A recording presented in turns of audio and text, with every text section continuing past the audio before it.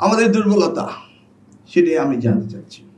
আমার দুর্বলতা, প্রতিমন্ত্রীর দুর্বলতা, আমাদের প্রশাসনিক দুর্বলতা। আমরা আগে আমাদের উইকনেসটা জানতে চাচ্ছি, তারপরে আমরা আমাদের স্ট্রেংথকে আমরা এক্সারসাইজ করব। এটা হচ্ছে আমাদের অ্যানালাইসিসের সিস্টেম। বলে 5 মাস চলে গেল। হ্যাঁ, 5 মাস চলে গেল, আমরা 5 মাসে কাজ করছি। এভারেজে 3টি স্কুল প্রায় প্রতিদিনই স্টেট মিনিস্টার পরিদর্শন করে। আমি জানি না বিগত 17 বছরে কোন মন্ত্রী এভারেজে 3টি স্কুল পরিদর্শন করেছে কিনা।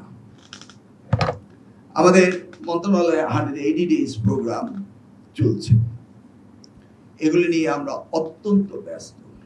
ভোগান্তি ভুলে চলে আসুন রিগালে। ওয়ারেন্টি সহ স্টাইলিশ কালেকশন নিয়ে রেডি রিগাল ফার্নিচার। তার মধ্যে আমাদের পরীক্ষা, প্রশ্নপত্র, কত না সমস্যা। ইতিমধ্যে আমি ধন্যবাদ জানাই আমাদের প্রাইমারি ডিভিশন থেকে 2টি বিশাল অনুষ্ঠান করেছে। শিক্ষকদের পদক মাননীয় প্রধানমন্ত্রী এই মাসের 15 তারিখে তিনি ছিলেন এবং অত্যন্ত তিনি পছন্দ করেছেন। এবং আমাদের বাচ্চাদের যে ইনোভেটিভ আইডিয়াস, ক্রিয়েটিভিটি, এগুলি দেখে উনি সত্যি আনন্দিত হয়েছেন। আমরা সব খারাপ বলবো? হ্যাঁ বলবো, ভালো তো আমাদের আছে। আমি নিজেও অভিভূত হয়েছি স্টলগুলোতে গিয়ে। মাননীয় প্রধানমন্ত্রী সেদিনকে কতক্ষণ ছিল স্টলগুলোতে? পাবি পারে তো সারাদিনই থাকতে চেয়েছেন, তাই না? বিষয়টা উনি এতটা আনন্দিত হয়েছেন আমাদের বাচ্চাদের এই স্টলগুলো।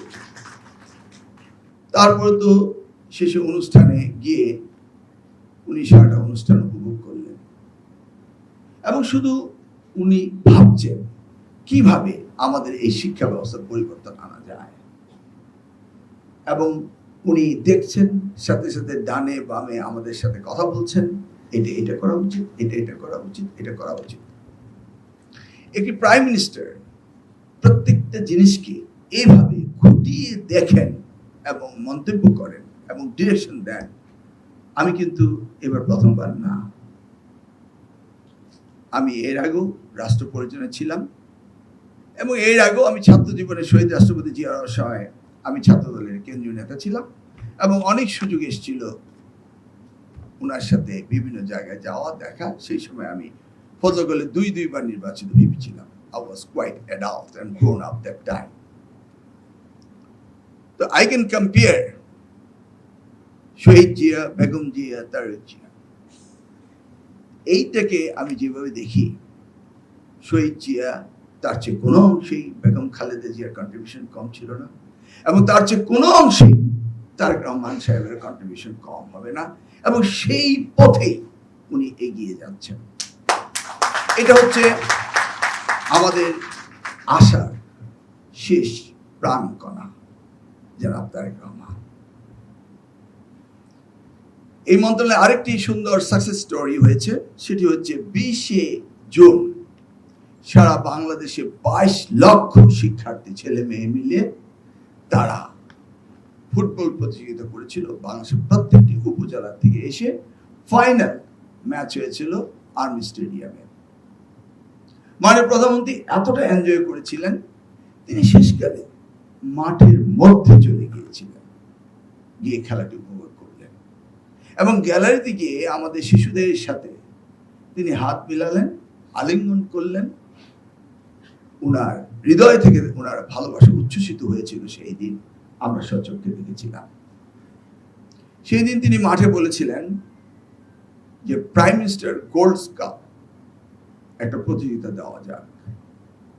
আমরা গত পরশুদিন ওনার সাথে আলাপ করেছি। প্রাইম মিনিস্টার গোল্ড কাপ, এই প্রাইম মিনিস্টার গোল্ড কাপ অনুষ্ঠানটি হবে আগামী মাসের 9 তারিখে এবং উনি সিলেক্ট করেছেন চিটাগাং থেকে এটা শুরু হবে। অক্টোবরের 30 তারিখ শুরু হবে।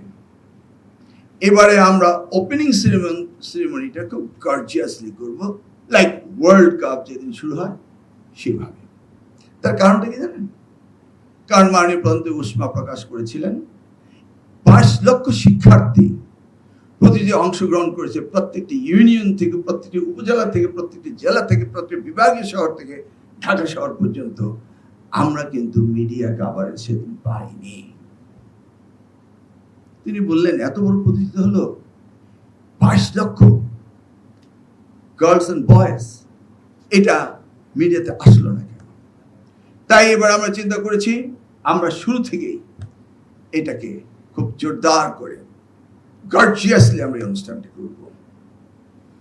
সেজন্য তিনি চিটাগাংকে সিলেক্ট করেছেন। কেন? নিশ্চয়ই কারণ রয়েছে।